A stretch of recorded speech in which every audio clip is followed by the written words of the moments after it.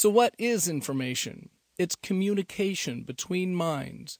But in order for minds to communicate, there must be a common language. The language must exist and be understood prior to any ability to communicate. For example, music may exist in a composer's head, but it can't be communicated without the convention of musical notation. The language of written music, like staffs, notes, and values, must exist prior to attempting to write or play the music in the composer's mind. Every language is a set of tokens and a set of conventions for the use of those tokens. A token stands for something intangible. For example, the number 1 is not really an actual number 1, but a token or a symbol representing the number 1, which is a non-physical entity. There are no actual letters on this screen, just tokens representing the letters. Because letters and numbers are non-physical entities, they have no location or appearance. That's why we need tokens to represent them. Each token has a convention or a way in which we use that token. When those conventions are used properly, we get words and sentences. The point is this: the rules of language were established before we could use it to communicate even on the most primitive level. Imagine if you were going to the Grand Canyon and you saw "Steve was here" etched in the canyon wall, and you knew it was made naturally with wind and water through erosion. You would also know that it contained no information. In fact, it wouldn't actually even be English, just squiggles cut into rock that resemble the tokens and conventions used in English. But this resemblance would be entirely unintentional and therefore communicate nothing. What about an unlimited number of monkeys with typewriters? Given an unlimited amount of time, could these monkeys ever write Hamlet? The answer is no. Even if at some point they happened upon the exact sequence of letters as Hamlet, it would still not be Hamlet. It would be a string of letters that resembled Hamlet, but it would be void of any information. This is because there was no intention to communicate behind the monkey's actions. There was no true use of language, only its tokens. The tokens would be empty. A great example of how scientists use this understanding of information theory is seen in the Search for Extraterrestrial Intelligence, or SETI, project.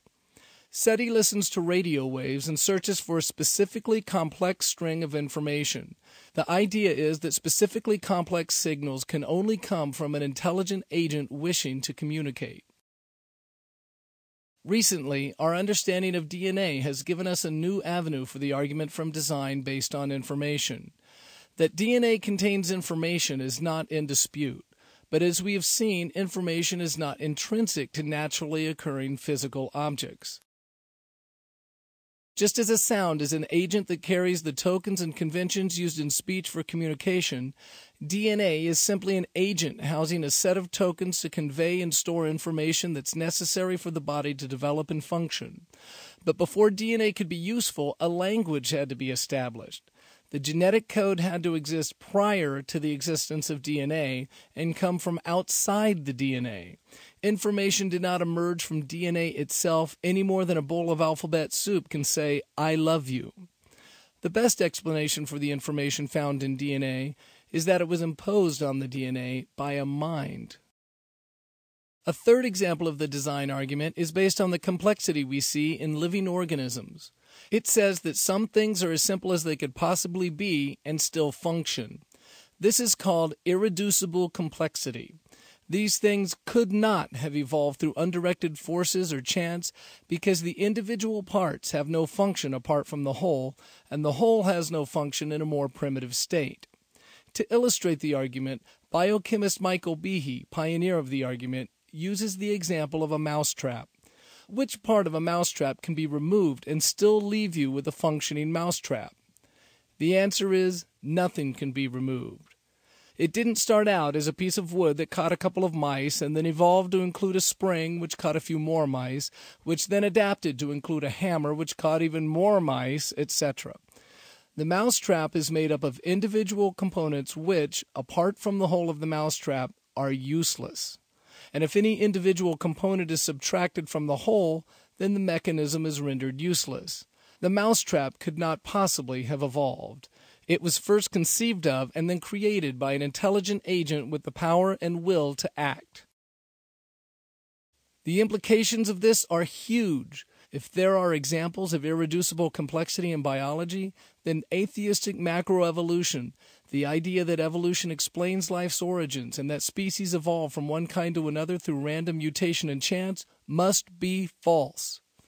Behe's book, Darwin's Black Box, looks at some of the most basic biological mechanisms that we know of, such as the bacterial flagellum and blood clotting, and argues that these biological machines are irreducibly complex. One biological machine often used to illustrate irreducible complexity is the human eye. The eye is made of over 40 different components, each of which contains a number of subcomponents. If any one component fails, then vision is impaired. Again, the economy of parts and the precision necessary for vision betrays a designer. A common objection to the use of the eye as an example of irreducible complexity is that there are a number of different eyes found in nature and that they exhibit a wide variety of complexity. This observation is used to make a case for evolution. But what we see in nature is not a series of steps in an evolutionary chain. Rather, we see a variety of irreducibly complex biological machines that have the same basic function. Just for the sake of argument, let's say the eye did evolve as a result of random processes. What does that give us? An interface with no receiver, like a keyboard that's not attached to a computer. After all, just as there's no actual input without the keyboard being attached to the computer, sight is not sight without a brain to receive it. The eye must connect to the brain somehow. But how does the eye know where the brain is, or what a brain is, or even that it exists, or that it's required to make the eye useful? And how did the eye then wire itself properly to the brain? Why didn't it connect itself to the nose or to the knee? And if it did connect to the brain properly, how did the eye know how to speak a language that the brain would understand? Again, we need a language created prior to and apart from the existence of the things that will speak the language. And again, an intelligent designer is the best explanation. It's important to remember, however, that the truthfulness of Christianity ultimately does not stand or fall based on the truth of macroevolution. If macroevolution was irrefutably proven to be true tomorrow, it would not and could not rule out the possibility of God using it as the agent through which he accomplishes his design. An intelligent agent would still be required to initiate and direct the process. Nothing about human nature would be any different. We would still be sinners in need of a Savior, regardless of the process God used to create us. Ultimately, the design argument does not show that Christianity is true and all other religions are false. However, it does reveal a picture of a personal, powerful God that is consistent with the Bible. Used as one part of a larger case, it's a very powerful and important argument for the truthfulness of Christianity.